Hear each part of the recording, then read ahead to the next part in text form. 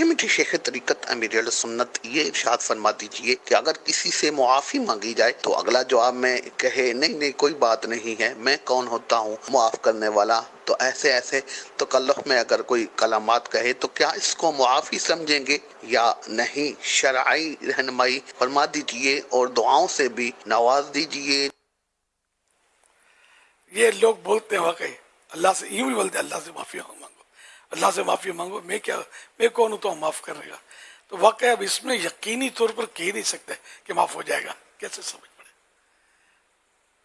نہیں معافی مانگنے کی کیا ضرورت ہے؟ اچھا بعض اوقات بہت معمولی بات ہوتی ہے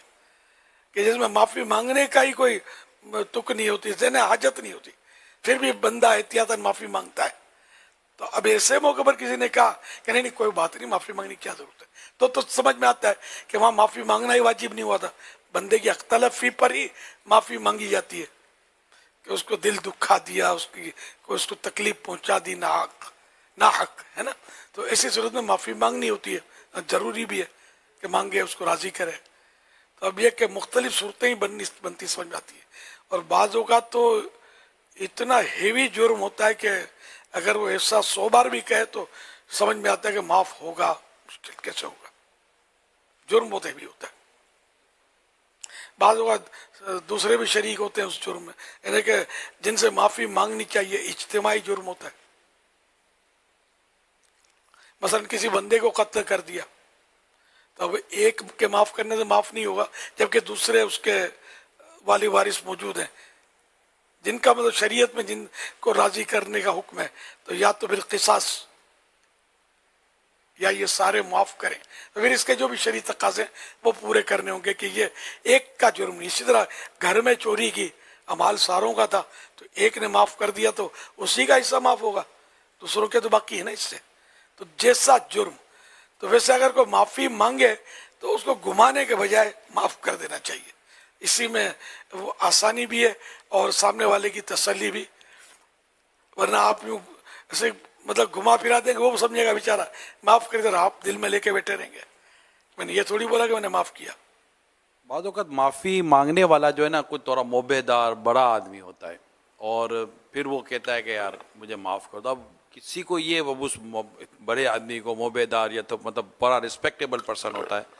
ہماری اس سے محبت اور عقیدت بھی ہوتی ہے، اب وہ بولے مجھے معاف کر دو، ابھی اپنے بولا جی آپ نے میں آپ کو معاف کرتا ہوں، تو یہ نکلتا نہیں ہے۔ تو وہاں آدمی کے دل میں اگرچہ ہو کہ میں معاف کرتا ہوں،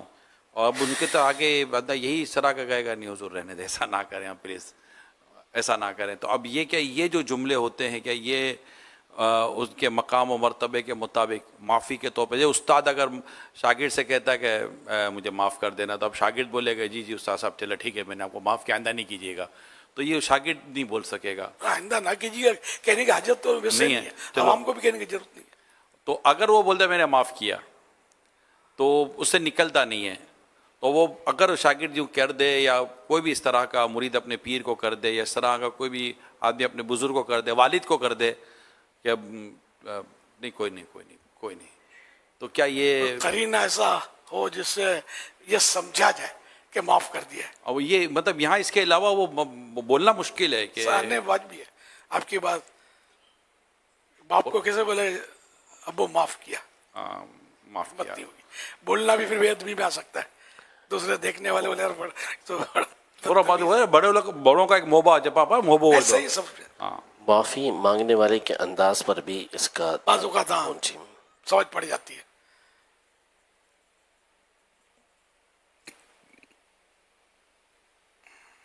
جرنلی اگر کوئی یوں کہتا ہے جیسے آپس میں جو ہوتے ہیں چلے ہم اثر ہیں یا برابر کوئی اس طرح کا ہے،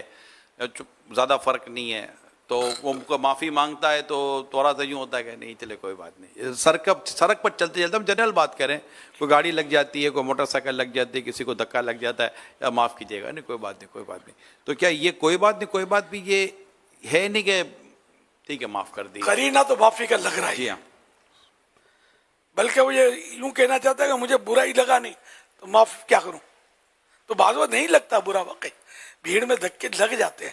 تو وہ برا عام طور پہ نہیں لگتا۔ آدمی کیا کرے، ہوا میں اڑے، یہ سارے ہوا میں اڑیں تو پھر ٹکرا جائیں گے، یہ اس کا حل ہی نہیں ہے نا کوئی۔ بھیڑ میں تو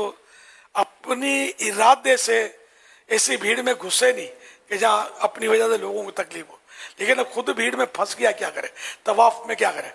طواف تو کرنا ہی کرنا ہے، طواف میں تو ایک دوسرے کو دھکے لگ ہی رہے ہوتے ہیں. ہاں، حجر اسود سب پر چومنا ضروری نہیں ہے، اس کی متبادل صورتیں موجود ہیں استلام کی، دور سے اشارہ کر کے بھی، ہتھیلیوں کا اشارہ کر کے بھی چومنے کی صورت موجود ہے. تو اب یہاں بھیڑ میں داخل ہونا یہ منع ہو گیا. اللہ تعالیٰ منع فرمایا کہ نہ دوسروں کو دھکے مارو نہ خود دبو کچلو. جب موقع ہو رش نہ ہو تو بے شک سعادت ہے کہ حجر اسود کو چومو، کہ یہ وہ مقدس اور خوش نصیب پتھر جس کو یقیناً پیارے آقا صلی اللہ علیہ وسلم کا مبارک لب لگے ہیں، اس جگہ کو چومنا یہ عین سعادت. یہ بھیڑ میں نہیں کہ دوسروں کو دھکے لگیں گے. اس طرح کعبہ شریف کے دروازہ کھلے، باہر ارشد میں لکھا ہے، اور لوگ پہلے دوڑتے ہوں گے، اب تو نہیں کھلتا، اب تو وی آئی پیز جو ہوتے ہیں، وی آئی پی بھی وی وی وی وی وی کتنے وی لگیں گے تو پھر وہ بادشاہوں اور وزیروں کے لیے کھلتا ہوتا ہے. ہم غریب تو اس وقت دیکھ بھی نہیں سکتے، اتنی سیکورٹی لگ جائے گی شاید. تو پہلے کھلتا ہوگا، تو اس لیے لکھا ہوا باہر شریعت میں ان دنوں میں کھلتا ہوگا. تو بولے کہ دھکے مار کے دھکم پیل کر کے لوگ یہ کرتے ہیں تو دوسروں کو تکلیف پہنچاتے ہیں، یہ ناجائز ہے، اس طرح کا لکھا ہوا ہے. تو جان بوجھ کر اس جگہ پر گھسنا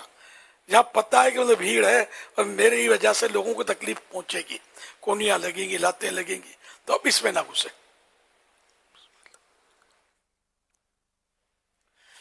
یوں طواف میں بھی بھیڑ ہوتی ہے، لیکن طواف تو ایک عبادت ہے، اور فرض طواف بھی ہوتا ہے، طواف زیارہ تو حج کا رکن ہے. تو وہ لاکھ بھیڑ ہو کرنا تو ہے نا. صحیح میں بھی رش ہوتا ہے صفا مروہ میں،